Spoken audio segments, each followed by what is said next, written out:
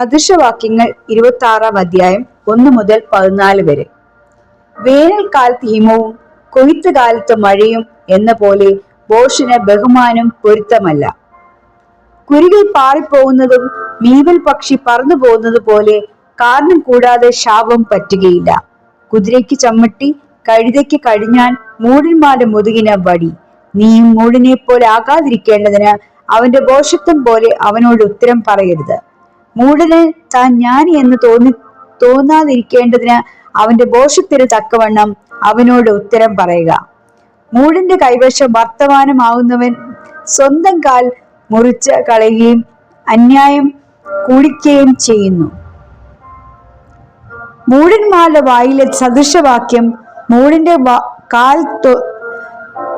കാൽഞ്ഞാണു കിടക്കുന്നത് പോലെ. മൂഢന് ബഹുമാനം കൊടുക്കുന്നത് കവണിയിൽ കല്ല് കെട്ടി മുറുക്കുന്നത് പോലെ.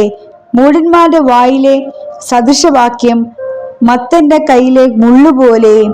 എല്ലാവരെയും മുറിവേൽപ്പിക്കുന്ന വില്ലാളിയും മൂഢനെ കൂലിക്ക് നിർത്തുന്നവനും കണ്ടവരെ കൂലിക്ക് നിർത്തുന്നവനും ഒരുപോലെ.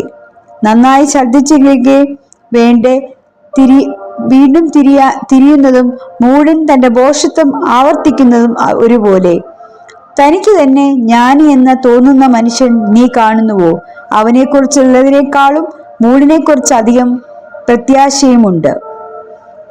വഴിയിൽ കേസരി ഉണ്ട്, ഞെരുക്കങ്ങളിൽ സിംഹമുണ്ട് എന്നിങ്ങനെ മടിയൻ പറയുന്നു. കതക് ചുഴലിക്കാറ്റിൽ എന്ന പോലെ മടിയൻ തന്റെ തലക്കിടക്കയിൽ തിരയുന്നു.